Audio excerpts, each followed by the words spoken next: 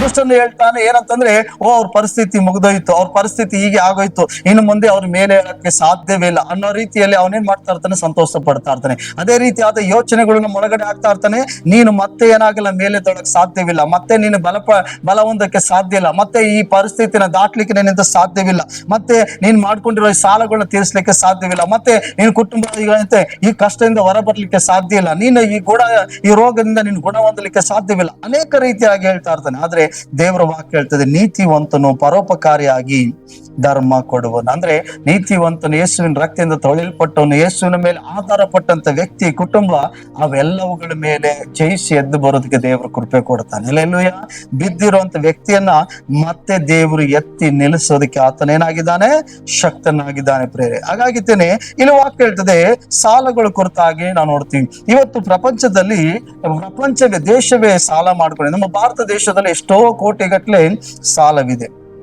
ನಮ್ಮ ರಾಜ್ಯವು ಕೂಡ ಸಾಲದಲ್ಲಿದೆ. ಒಂದು ದೇಶವನ್ನ ಮುನ್ನಡೆಸುವವರು ಸಾಲ ಮಾಡೇ ಮುನ್ನಡೆಸ್ತಿದ್ದಾರೆ. ಹಾಗಾದ್ರೆ ಕೆಲವರು ಅಂತಾರೆ, ದೇಶ ನಡೆಸೋರೆ ಸಾಲ ಮಾಡ್ತಾರೆ, ಇನ್ ಕುಟುಂಬ ನಡೆಸೋರು ಸಾಲ ಮಾಡಬಾರ್ದಾ ಅಂತ ಹೇಳ್ತಾರೆ. ಅಲ್ಲೆಲ್ಲೂಯ, ಹೌದಲ್ವಾ? ಸಾಲ ಇಲ್ಲದೆ ಇವತ್ತು ಜೀವನ ಮಾಡೋದು ಕಷ್ಟಕರವಾಗಿದೆ. ಸಾಲ ಮಾಡದೆ ನಾವು ಜೀವನ ಮಾಡಕ್ಕೆ ಆಗಲ್ಲ. ಹಾಗಾಗಿತ್ತೇನೆ ನಾವ್ ಏನಾರ ಒಂದು ಮಾಡ್ಬೇಕಂದ್ರೆ, ಒಂದು ಮನೆ ಕಟ್ಟಬೇಕಂತಂದ್ರೆ ನಾವೇನ್ ಮಾಡ್ತೀವಿ, ಸಾಲ ಮಾಡ್ಬೇಕು. ಬ್ಯಾಂಕ್ ಸಾಲನೋ, ಕೈ ಸಾಲನೋ, ಅಥವಾ ಏನೋ ಒಂದು ಸಾಲ ಮಾಡ್ತೀವಿ ಅಲ್ವಾ? ಏನಾರು ಒಂದು ವಾಹನ, ಒಂದು ಬೈಕ್, ಕಾರು ಏನೋ ತೆಗೆದುಕೊಳ್ಬೇಕಂದ್ರೆ ನಾವೇನ್ ಮಾಡ್ತೀವಿ, ಸಾಲ ಮಾಡ್ತೀವಿ. ಮತ್ತೆ ನಮ್ಮ ಮಕ್ಳುಗಳನ್ನ ಏನಾದ್ರು ಮದ್ವೆ ಮಾಡ್ಬೇಕಪ್ಪ, ವಿವಾಹಗಳ ಮಾತುಕತೆಗಳು ಆಗ್ತೈತೆ ಅನ್ನುವಾಗ ನಾವೇನ್ ಮಾಡ್ತೀವಿ, ಮದುವೆ ಕಾರ್ಯಗಳಿಗೆ ಸಾಲ ಮಾಡ್ತೀವಿ. ಬಿಡು, ಮಕ್ಕಳ ಮದುವೆ ಆಗ್ಬಿಡ್ಲಿ, ಆಮೇಲೆ ನಿಧಾನವಾಗಿ ತೀರಿಸ್ಕೊಂಡ್ರೆ ಆಯ್ತು ಅಲ್ವಾ?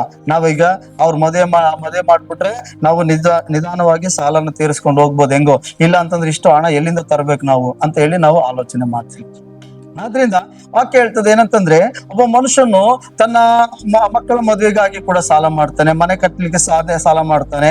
ಮತ್ತೆ ಒಬ್ಬ ಮನುಷ್ಯನು ತನ್ನ ಅನಾರೋಗ್ಯದಲ್ಲಿದ್ರೆ ಆಸ್ಪತ್ರೆಗಾಗಿ ಹೋಗುವಾಗ ಅವನಿಗೆ ದುಡ್ಡಿಲ್ಲದೆ ಹೋದ್ರೆ, ಒಂದು ವೇಳೆ ಅವನಿಗೆ ಸರಿಯಾದ ಚಿಕಿತ್ಸೆ ತೆಗೆದುಕೊಳ್ಳೋದಕ್ಕೆ ಏನಂತೆ ಹಣ ಇಲ್ಲದಿದ್ರೆ ಅವನೇನ್ ಮಾಡ್ತಾನೆ, ಸಾಲ ಮಾಡ್ತಾನೆ. ಹೋಗಿತ್ತೇನೆ ಅಲ್ವಾ? ಹೆಂಗಾರ ಮಾಡಿ ಸಾಲ ಇದ್ ಮಾಡೋಣ, ನಮ್ಮ ತಂದೆಯವ್ರ, ನಮ್ಮ ತಾಯಿಯವ್ರನ್ನ, ಅಥವಾ ನಮ್ಮ ಕುಟುಂಬದವ್ರ ಯಾರನ್ನವ್ರನ್ನ ನಾವು ಏನ್ ಮಾಡೋಣ, ಆಸ್ಪತ್ರೆಗೆ ತೋರಿಸಿ ಅವ್ರಿಗೆ ಚೆನ್ನಾಗಿ ಒಳ್ಳೆ ಆರೋಗ್ಯ ಸಿಗ್ಲಿ ಎಂಬುದಾಗಿ ನಾವು ಪ್ರಾರ್ಥನೆ, ಅವ್ರನ್ನ ಏನ್ ಮಾಡೋಣ, ಸರಿಯಾಗಿ ಗುಣವಾಗ್ಲಿ ಎಂಬುದಾಗಿ, ಒಳ್ಳೆ ಆಸ್ಪತ್ರೆ ತೋರಿಸ್ಬೇಕೆಂಬುದಾಗಿ ಸಾಲ ಮಾಡ್ತಾನೆ. ಅಲ್ಲೆಲ್ಲೂಯ.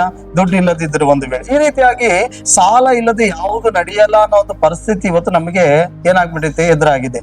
ಈ ರೀತಿಯಾದಂತ ಮೈಂಡ್ ಸೆಟ್ ಅನ್ನ, ಈ ರೀತಿಯಾದಂತ ಪರಿಸ್ಥಿತಿನ, ಈ ರೀತಿಯಾದಂತ ಒಂದು ಚಕ್ರವನ್ನ ಸೈತಾನು ನಮ್ಮ ಸುತ್ತಲೂ ಎಣಿತಿದ್ದಾನೆ. ಅಲ್ಲೆಲ್ಲೂಯ, ಅಲ್ವಾ? ಮೊದಲೆಲ್ಲ ನಾವು ಸಾಲ ಕೊಡ್ರಿ ಅಂತ ಹೋದ್ರೆ ಯಾರು ಕೊಡ್ತಿದ್ದಿಲ್ಲ. ಈಗ ಬ್ಯಾಂಕ್ ಅವ್ರು 20 ಸರಿ ಅವರೇ ಫೋನ್ ಮಾಡ್ತಾರೆ, ಒಂದ್ 4-5 ಸರಿ ಫೋನ್ ಮಾಡ್ತಾರೆ ಅಲ್ವಾ, ಸರ್ ನಿಮ್ಗೆ ಸಾಲ ಕೊಡ್ಲಾ ಅಂತ. ಅಲ್ಲೆಲ್ಲೂಯ. ಸಾಲ ತೆಗೆದುಕೊಂಡಿದ್ರು ಇನ್ನೊಂದ್ ಬ್ಯಾಂಕ್ ಫೋನ್ ಮಾಡ್ತಾರೆ, ನೀವು ಸರ್ ನಿಮ್ಗೆ ಸಾಲ ಬೇಕಾ ಅಂತ ಕೇಳ್ತಾರೆ. ಅಲ್ಲೆಲ್ಲೂಯ, ಅಲ್ವಾ? ಆದ್ರಿಂದ ನಾನ್ ಕೆಲ ಸಾರಿ ಹೇಳ್ತೀನಿ, ಸಾಲ ಕೊಡ್ತೀರಾ, ಸಾಲ ನೀವೇ ಕಟ್ಕತ್ತೀರಾ ಅಂತ ಕೇಳ್ತೀನಿ. ನೀವ್ ತಗೊಳ್ಳೋದಾದ್ರೆ ನಾವೇನ್ ಕಟ್ಟೋದು ಸಾರ್ ಅಂತ ಹೇಳ್ತಾರೆ. ಮತ್ತೆ ಎಷ್ಟು ಅಂತ ನಾವು ಸಾಲ ತೆಗೆದುಕೊಳ್ಬೇಕು? ಸಾಕ್ಬಿಡಿ, ಇರೋ ಸಾಲ ತೀರ್ಸ್ಕೊಂಡ್ರೆ ಸಾಕಾಗೈತ್ ನಮ್ಗೆ, ದೇವ್ರಿಗೆ ಸ್ತೋತ್ರ, ಮತ್ತೆ ಸಾಲ ಕೊಡ್ತೀವಿ. ಅಲ್ಲೆಲ್ಲೂಯ, ಅಲ್ವಾ? ಅದರಿಂದ ಪ್ರಿಯರೇ, ನಮಗೆ ಬೇಕಾದಾಗ ನೋಡಿ, ನಮ್ಗೆ ಅವಶ್ಯಕತೆ ಇದ್ದಾಗ ನಮ್ಗೆ ಏನ್ ಮಾಡಲ್ಲ, ಕೆಲವು ಸಾರಿ ನಾವು ಯಾರ್ತ ಹೋಗಿ ಕೇಳ್ತೀವಿ, ಸಿಗಲ್ಲ, ಸಾಲ ಸಿಗಲ್ಲ. ಕೆಲವು ಸಾರಿ ನಾವು ಯಾರ್ತ ಹೋಗಿ ಸಾಲ ಕೇಳ್ತೀವ್ರು ನಮಗೆ ಸ್ಪಂದಿಸಲ್ಲ. ಆದ್ರೆ ಏನಾಗ್ತದೆ, ನಮಗ್ ಬೇಡ ಅನ್ನುವಾಗ, ಸಾಲನೆ ಮಾಡ್ಬಾರ್ದು ಅನ್ನುವಾಗ ಸಿಕ್ಕಾಪಟ್ಟೆ ಜನ ಸಾಲ ಕೊಡಕ್ ಮುಂದೆ ಬರ್ತಾರೆ. ಇಂಥ ಪರಿಸ್ಥಿತಿ, ಶೋಧನೆಗಳು ಕೆಲವು ಸಾರಿ. ಅಲ್ಲೆಲ್ಲೂಯ. ಕೆಲವು ಸಾರಿ ಅವಶ್ಯಕತೆ ಇರಬಹುದು ಅಥವಾ ಇಲ್ಲದೆ ಇರಬಹುದು. ದೇವರ ಮಕ್ಕಳು ನಾವು ಸಾಲದಿಂದ ಹೊರಗಡೆ ಬರೋರಾಗಿರ್ಬೇಕು.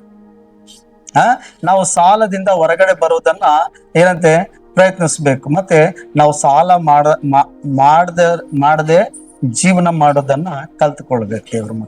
ದೇವರ ಆಲೋಚನೆ ಏನಾಗಿದೆ ಅಂತಂದ್ರೆ, ದೇವರ ಮಕ್ಕಳು ಯಾವ ದಾಸತ್ವದಲ್ಲೂ ಇರಬಾರದು ಎಂಬುದಾಗಿ, ನನ್ನ ಮಕ್ಕಳು ಯಾವ ದಾಸತ್ವದಲ್ಲೂ ಇರಬಾರದು ಎಂಬುದು ದೇವರ ಒಂದು ಆಲೋಚನೆ ಆಗಿದೆ. ಹಾಗಾದ್ರೆ ಪ್ರಿಯರೇ, ನಾವು ಯಾಕೆ ಸಾಲ ಮಾಡ್ತೀವಿ? ಕೆಲವರಿಗೆ ಪರಿಸ್ಥಿತಿಗಳು ಕಷ್ಟಕರವಾಗಿರ್ತದೆ, ಆ ಕಷ್ಟದ ಪರಿಸ್ಥಿತಿಗೋಸ್ಕರ ಸಾಲ ಮಾಡೋದನ್ನ ನೋಡ್ತೀವಿ. ಇನ್ನು ಕೆಲವು ಜನಗಳನ್ನ ತೋರಿಕೆಗಾಗಿ, ಜನಗಳು ನೋಡ್ಲಿ ಎಂಬುದಾಗಿ ಅಲ್ವಾ, ಏನಾದ್ರು ಜಾಗಗಳನ್ನ ಖರೀದಿ ಮಾಡ್ಲಿಕ್ಕೆ, ಮನೆ ಕಟ್ಕೊಳ್ಳೋದಕ್ಕೆ, ಅಪ್ಪ ಎಲ್ಲಾರು ಆಡ್ಕೊಳ್ತಿದ್ದಾರೆ, ಏನಾದ್ರು ಸಾಲ ಮಾಡಿ ಒಂದು ಮನೆ ಕಟ್ಕೊಬಿಡೋಣ, ಅಥವಾ ನಾವು ಇದು ತೆಗೆದುಕೊಡ್ಬೋಣ, ಅಥವಾ ಕೆಲವರಿಗೆ ಆಸೆ ತೋರ್ಸ್ಕೊಳ್ಳಕ್ಕೆ, ಬಿಡಿ ಹಂಗಿದ್ದು ದುಡಿತಿದ್ದೀನಲ್ಲ, ತಗೊಳ್ಳೋಣ, ಕಂತಲ್ಲಿ ತಗೊಳ್ಳೋಣ, ಚೀಟಿಯಲ್ಲಿ ತೆಗೆದುಕೊಳ್ಳೋಣ, ಇನ್ನೊಂದು ಕಾರ್ಯದಲ್ಲಿ ನಾವು ಹೆಂಗಾದ್ರೂ ಮಾಡಿ ನಿಧಾನ ಕಟ್ಕೊಂಡ್ರೆ ಆಯ್ತು, ತೀರ್ಸಿದ್ರೆ ಆಯ್ತು ಅಂತ ಹೇಳಿ ಭರವಸೆಯಲ್ಲಿ ಸಾಲ ಸಾಲಗಳನ್ನ ಮಾಡ್ತೀವಿ, ಅದು ಜನರಿಗೆ ತೋರಿಸ್ಕೊಳಕ್ಕಾಗಿ. ಮತ್ತೆ ನಾವು ಕೂಡ ಹೆಂಗಿದ್ದೀವಿ, ಸ್ವಂತ ಮನೇಲಿ ಇದ್ದೀವಿ, ನಾವು ಬಂಗಾರ ಹಾಕೊಂಡಿದ್ದೀವಿ, ನಮ್ಮಲ್ಲೂ ಕಾರ್ ಇದೆ, ಬೈಕ್ ಇದೆ, ನಾವು ಈ ತರ ನಾವು ಯಾರಿಗೂ ಕಮ್ಮಿ ಇಲ್ಲ, ನಾವು ದುಡಿತಾ ಇದ್ದೀವಿ, ನಾವು ಸಂಪಾದಿಸ್ತೀವಿ, ಜನಗಳು ತೋರಿಸ್ಕೊಳಕ್ಕೋಸ್ಕರ ಕೂಡ ಕೆಲವು ಜನಗಳು ಏನ್ ಮಾಡ್ತಾರೆ ಅಂದ್ರೆ ಸಾಲ ಮಾಡ್ತಾರೆ, ಸಾಲ ಮಾಡಿ ಸಿಕ್ಕಾಕೊಂಡ್ ಬಿಡ್ತಾರೆ. ಪ್ರಿಯರೇ, ನಮ್ಮ ಜೀವಿತ ಆಗಿರಬಾರದು. ನಾವು ಮನುಷ್ಯರನ್ನ ಮೆಚ್ಚಿಸುವುದಕ್ಕಾಗಿ ಬಂದವರಲ್ಲ, ನಾವು ದೇವರನ್ನ ಮೆಚ್ಚಿಸುವುದಕ್ಕೆ ಬಂದವರಾಗಿದ್ದೀವಿ. ಆದ್ರಿಂದ ದೇವರ ವಾಕ್ಯವು ಹೇಳುವ ಪ್ರಕಾರವಾಗಿ ದುಷ್ಟನು ಸಾಲ ಮಾಡ್ತಾನೆ, ಆದ್ರೆ ತೀರಿಸಲಾರದೆ ಹೋಗ್ಬಿಡುತ್ತಾನೆ, ಆದ್ರೆ ನೀತಿವಂತನು ಪರೋಪಕಾರಿ ಆಗಿ ಧರ್ಮ ಕೊಡುವನು. ಹಾಗಾದ್ರೆ ದೇವರ ಮಕ್ಕಳಾದ ನಾವು ಒಂದು ನಿರ್ಣಯವನ್ನ ತೆಗೆದುಕೊಳ್ಳಬೇಕು. ಏನಂದ್ರೆ ಸಾಲ, ಒಂದು ವೇಳೆ ನೀವು ಸಾಲದಲ್ಲಿ ಇದ್ದೀರಾ, ಒಂದು ವೇಳೆ ಸಾಲ ಮಾಡ್ಕೊಂಡಿದ್ದೀವಿ, ಯಾವುದೋ ಒಂದು ಸಾಲ ಪರಿಸ್ಥಿತಿ ನಮ್ಮ ಮೇಲಿದೆ, ಹಾಗಾಗಿ ಅದು ಬೇಗ ತೀರಬೇಕು ಅಂತ ನಾನು ಪ್ರಾರ್ಥಿಸ್ತಿದ್ದೀನಿ ಅಂತ ಹೇಳ್ತಿದ್ದೀರಾ, ಅಥವಾ ದೇವರನ್ನು ಅದರಿಂದ ಹೊರಗಡೆ ತರಬೇಕು, ನಾವು ಸಾಲ ಇಲ್ಲದವರಾಗಿ ಇರಬೇಕು ಅಂತ ಹೇಳಿ ಆಲೋಚನೆ ಮಾಡ್ತೀರಾ. ಹಾಗಾದ್ರೆ ನಾವು ಸಾಲ ಇಲ್ಲದವರಾಗಿ ಇರಬೇಕಾದ್ರೆ ನಾವೇನು ಮಾಡಬೇಕು, ಏನು ಮಾಡಬೇಕು ಪ್ರೇರೆ? ದೇವರು ಹಾಗಾದ್ರೆ ನಾನು ಸಾಲದಲ್ಲಿ ಇದ್ದೀನಿ, ಸಾಲದಿಂದ ಹೊರಗಡೆ ನನ್ನ ದೇವರು ತೆಗೆದುಕೊಂಡು ಬರ್ಬೇಕು ಅನ್ನೋದಾದ್ರೆ ನಾವೇನ್ ಮಾಡ್ಬೇಕು? ಮೊದಲನೇದಾಗಿ ನಾವು ನೋಡೋಣ, ಅದೇ 37ನೇ ಅಧ್ಯಾಯದಲ್ಲಿ 3ನೇ ವಚನ ಓದಿ. ಯೆಹೋವನಲ್ಲಿ ಭರವಸವಿಟ್ಟು ಒಳ್ಳೆಯದನ್ನು ಮಾಡು, ದೇಶದಲ್ಲಿ ವಾಸವಾಗಿದ್ದು ನಂಬಿಕೆಯನ್ನು ಅನುಸರಿಸು. ನೋಡಿ, 3ನೇ ವಚನ ಹೇಳ್ತದೆ, ದೇಶದಲ್ಲಿ ವಾಸವಾಗಿದ್ದು ನಂಬಿಕೆಯನ್ನು ಅನುಸರಿಸು. ಹಲ್ಲೆಲೂಯಾ. ಹಾಗಾದ್ರೆ ದೇವರಲ್ಲಿ ನಾವಿದ್ದು ನಂಬಿಕೆಯನ್ನು ಅನುಸರಿಸ್ಬೇಕಂತ, ಅಂದ್ರೆ ನಂಬಿಕೆ ಉಳ್ಳವರಾಗಿ ಜೀವಿಸ್ಬೇಕಂತೆ. ಹಲ್ಲೆಲೂಯಾ.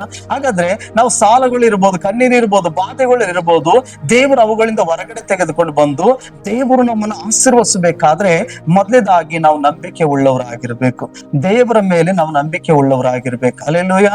ಯಾಕಂದ್ರೆ ದೇವರ ವಾಕ್ಯ ಹೇಳ್ತದೆ, ತನ್ನ ಮಕ್ಕಳನ್ನ ದೇವರು ಎಲ್ಲಾ ಇಕ್ಕಟ್ಟುಗಳಿಂದ ಬಿಡಿಸ್ಲಿಕ್ಕೆ ಶಕ್ತನಾಗಿದ್ದಾನಂತೆ.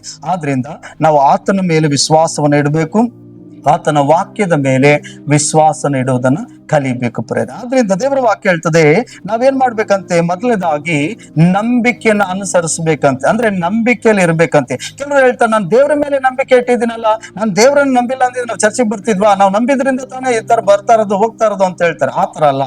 ಆದ್ರೆ ನೀನ್ ಯಾವ ಪರಿಸ್ಥಿತಿಯಲ್ಲಿ ಹೋಗ್ತಿದೆಯೋ, ಕಷ್ಟದಲ್ಲಿ, ಕಣ್ಣೀರಲ್ಲಿದ್ಯೋ, ಸಾಲದಲ್ಲಿದ್ಯೋ, ರೋಗದಲ್ಲಿದ್ಯೋ, ಆ ಪರಿಸ್ಥಿತಿಯಲ್ಲಿ ದೇವರು ಈ ಪರಿಸ್ಥಿತಿನ ಬದಲಾಯಿಸ್ತಾನೆ, ಈ ವಿಷಯದಲ್ಲಿ ನನಗೆ ಸಹಾಯ ಮಾಡ್ತಾನೆ ಎಂಬುದಾಗಿ ನಾವು ನಂಬುವವರಾಗಿರ್ಬೇಕು. ಹಲ್ಲೆಲೂಯಾ. ಹೌದಲ್ವಾ? ಈಗ ನಾವು ದೇವರಂತ ನಂಬಿದ್ದೀವಿ ನಿಜ, ಆದ್ರೆ ನನಗೀಗ ಒಂದು ಸಾಲದ ಪರಿಸ್ಥಿತಿಯಲ್ಲಿ ಇದ್ದೀನಿ, ಅಥವಾ ನನ್ನ ಅನಾರೋಗ್ಯದ ಪರಿಸ್ಥಿತಿಯಲ್ಲಿ ಇದ್ದೀನಿ, ಅಥವಾ ಯಾವುದೋ ಒಂದು ಕಷ್ಟದಲ್ಲಿ ಇದ್ದೀನಿ ಅಂತ ತಿಳ್ಕೊಳ್ರಿ. ಹಾಗಾಗಿ ಆ ಪರಿಸ್ಥಿತಿಯಲ್ಲಿ ದೇವರ ಮೇಲೆ ನಾವು ಏನಂತೆ, ಈ ಕಾರ್ಯವನ್ನ ದೇವರು ಮಾಡ್ಲಿಕ್ಕೆ ಶಕ್ತನಾಗಿದ್ದಾನೆ, ಆತನ ವಾಗ್ದಾನ ನನ್ನ ಮೇಲೆ ಉಂಟು ಎಂಬುದಾಗಿ ಆತನ ಮಾತಿನ ಮೇಲೆ ವಿಶ್ವಾಸ ನೀಡಬೇಕು ಪ್ರೇರೆ. ಹಲ್ಲೆಲೂಯಾ. ಯಾಕಂದ್ರೆ ದೇವರ ವಾಕ್ಯವು ನಮ್ಮನ್ನು ಬಲಪಡಿಸ್ತದೆ, ಮತ್ತು ದೇವರ ವಾಕ್ಯವನ್ನ ನಂಬುವಾಗ ಆ ವಾಗ್ದಾನಗಳು ನಮ್ಮ ಜೀವಿತಗಳಲ್ಲಿ ನೆರವೇರ್ತದೆ. ಧರ್ಮೋಪದೇಶ ಕಾಂಡ 28ನೇ ಅಧ್ಯಾಯ 12ನೇ ವಚನದಲ್ಲಿ ನಾವು ನೋಡ್ತೀವಿ, ಕೆಳಗಡೆ ಭಾಗದಲ್ಲಿ ವಾಕ್ಯ ಹೇಳ್ತದೆ, ನೀವು 12 ಓದ್ಕೊಳ್ಳೋಣ. ಯೆಹೋವನು ಆಕಾಶದಲ್ಲಿರುವ ತನ್ನ ಜಲನಿಧಿಯನ್ನು ತೆರೆದು ತನ್ನ ಜಲನಿಧಿಗಳನ್ನು ತೆರೆದು ನಿಮ್ಮ ದೇಶದ ಮೇಲೆ ಬೆಳೆಗೆ ಬೇಕಾದ ಹಾಗೆ ಮಳೆಯನ್ನು ಸುರಿಸು, ನಿಮ್ಮ ಎಲ್ಲಾ ವ್ಯವಸಾಯವನ್ನು ಸಫಲ ಮಾಡುವೆನು. ನೀವು ಅನೇಕ ಜನಗಳಿಗೆ ಸಾಲ ಕೊಡುವಿರೇ ಹೊರತು ಸಾಲ ತೆಗೆದುಕೊಳ್ಳುವುದಿಲ್ಲ.